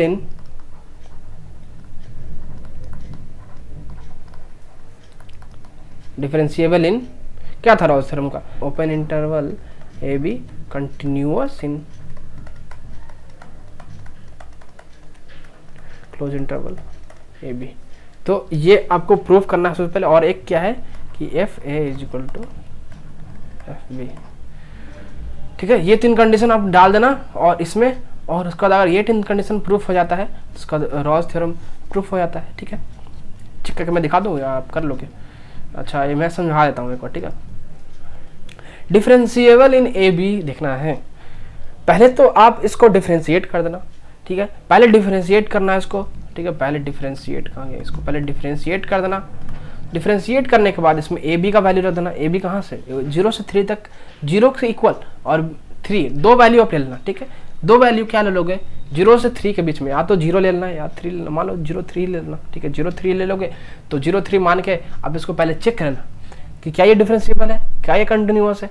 अगर डिफरेंशिएबल है, कंटिन्यूअस है, डिफरेंशिएबल कंटिन्यूअस का क्या क्या वैल्यू होता है? LHL is equal to RHL, right hand limit is equal to left hand limit, ठीक है। वो होता है कंटिन्यूअस का। डिफरेंशिएबल का डिफरेंशिएबल उसमें वैल्यू रखा दो, वो अगर वो इक्वल हो गया और तो वो डिफरेंशिएट हो जाएगा, डिफरेंशिएबल होगा। तो ये दोनों चेक कर लेना। उसके बाद आप FAB चेक करना। मान लो FA हम 0 ले लेते हैं तो इज इक्वल टू F3 होना चाहिए।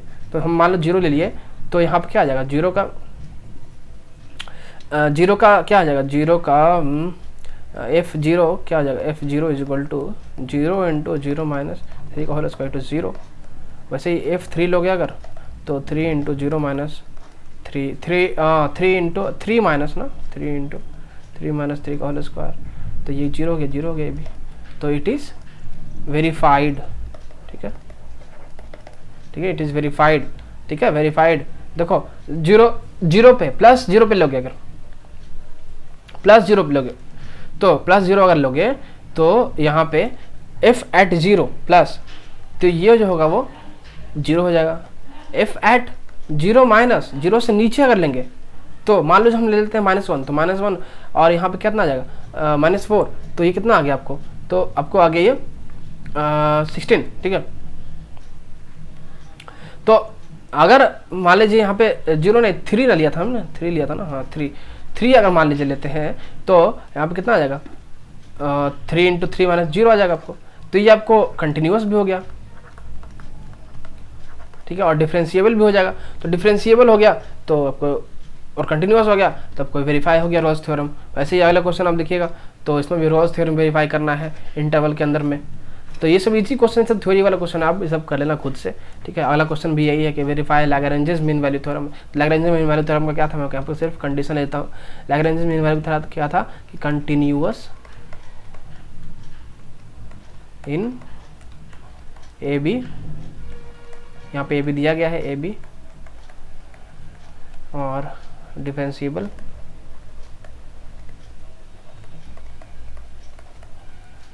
इन ए बी, ये ओपन इंटरवल में, ठीक है। ओपन इंटरवल में डिफरेंशिएबल होना चाहिए इन ए बी और कंटिन्यूअस इन क्लोज इंटरवल। और क्या होना चाहिए? C should be lying in A B, ठीक है, तब ये हो जाएगा वेरीफाइड हो गया ये। ठीक है, वैसे ही फर्स्ट क्वेश्चन में अगर देखिएगा आप तो क्या बोल रहा है, differentiable in open interval A B, differentiable in open interval A B, differentiable over open interval A B मतलब कि जीरो नहीं लेना है, जीरो के बाद लेना है, जीरो इज ग्रेटर देन तो 1 हो जाएगा ए। ठीक है, और बी कितना हो जाएगा 3 से कम, इक्वल नहीं लेना है क्योंकि ओपन इंटरवल है ये, तो 3 से कम कितना आप लोगे, 3 से 1 2 ले लेते हैं हम। तो अब ये दोनों वैल्यू रख के चेक कर लेना कि डिफरेंशिएबल होता है या नहीं होता। डिफरेंशिएबल हम चेक कर लेना, इसका जरूरत नहीं है, ये तो हमने ये भी चेक किया। अब डिफरेंशिएबल चेक कर लेना कैसे डिफरेंशिएबल होगा, तो 1 और 2 का वैल्यू जैसे 1 अगर रखोगे आप तो कितना हो जाएगा 1 2 1 माइनस 3 माइनस 2 का होल स्क्वायर 4। अब 2 रख दोगे अगर तो 2 पे कितना आता है, 2 पे कितना हो जाएगा 2 माइनस 1 2 1। ठीक है, 2 इंटू कर लेता हूँ मैं सॉल्व इसको, स्क्वायर तो स्क्वायर टू कितना आ जाएगा 2 आ जाएगा। और यहाँ पे हमने गलती किया का, फिर से चेक कर लेते हैं एक बार, 1 इंटू 1 माइनस 3 का होल स्क्वायर माइनस 2 नहीं 4 आना चाहिए, और यहाँ पे 2 आ रहा है। क्या सही है? अगर सही है हम एक कंटिन्यूस में चेक कर लेते हैं एक बार और। कंटिन्यूस में अगर हम चेक करेंगे 0 3 लेके चेक करते हैं अगर, तो F0 पे तो आ जाएगा, ये तो कंटिन्यूस होगा, ये कंटिन्यूस होगा क्योंकि F0 और 3 पे आ रहा है हमारा इक्वल। बट फर्स्ट कंडीशन में ये नहीं आ रहा है, ये फर्स्ट कंडीशन में नहीं आ रहा है, तो ये रॉल्स थ्योरम वेरीफाई नहीं करेगा। ठीक है, इट इज़ नॉट। ठीक है, वैसे ही चेक कर लेना आप, इसमें भी रॉल्स थ्योरम के लिए पॉइंट दिया गया है उस पर। एक बार चेक करके मैं दिखा देता हूँ डिफरेंशिएबल होगा कि नहीं। तो फॉर कंटिन्यूअस के लिए f पहले 0 हम ले लेते हैं, इक्वल टू 0 का क्या हो जाएगा साइन टू पावर 4 का 0 प्लस कॉस पावर 4 का 0। ये कितना हो जाएगा आपको, साइन 0 कितना होता है, साइन 0 इज 0, तो 0 हो जाएगा कॉस 0 1 1। ऐसे इधर लोगे तो f पाई बाई 2 पे लोगे तो साइन पावर 4 पाई बाई 2 का और कॉस पावर 4 पाई बाई 2 का, तो ये तो 1 हो जाएगा और ये 0, तो 0 1 1 1, ये तो कंटिन्यूस हो गया। डिफरेंशिएबल का चेक कर लो, डिफरेंशिएबल का वहीं चेक कर लेना, उसके बाद चेक कर लेना कि चेक ये हो जाएगा। उसके बाद अगर ये हो गया तो आपको फिर एक और चेक करना F A equal to F B, अगर ये दोनों ये हो गया चेक, और अगर ये सब चेक हो गया तो वेरीफाई करना नहीं है, वेरीफाई वैसे ही ये सब भी आप कर लेना। ठीक है, 13 नंबर क्वेश्चन में 13 की 14। ठीक है, नंबरिंग थोड़ा इधर हो गया तो देख लेना आप। ठीक है दोस्तों, तो बस इस वीडियो में यही था। आई होप आपको ये वीडियो पसंद आया होगा। बस इस चैप्टर में मुझे इतना ही पढ़ाना था, कुछ एक क्वेश्चन मैंने आपके लिए दिया है, और ये रॉल्स थ्योरम वाला वेरीफाई करना, बहुत ज़्यादा easy question, theory based question है। ठीक है, तो आई होप आपको ये वीडियो पसंद आया होगा, आपको ये कॉन्सेप्ट क्लियर हो गया होगा। नोट्स आप डाउनलोड करना है डिस्क्रिप्शन बॉक्स से। सजेशन कोई देना होगा तो आप या तो कमेंट बॉक्स में दे सकते हो, या आप मुझे अपने इंस्टा पे DM करके दे सकते हो। मुझे अपने, अगर आप अभी तक इंस्टा में फॉलो नहीं किया तो इंस्टा पर जाकर फॉलो कीजिए, और इस वीडियो को शेयर जरूर कीजिए अपने दोस्तों का, और लाइक करना बिल्कुल भी मत भूलिएगा। हम मिलते हैं किसी और वीडियो में। अगर आप हमारे चैनल पर नए हैं तो हमारे सब्सक्राइब कीजिएगा। हम अगले लेक्चर में मिलेंगे, तब तक के लिए टाटा बाय बाय, अपना ख्याल रखना। Thanks for watching.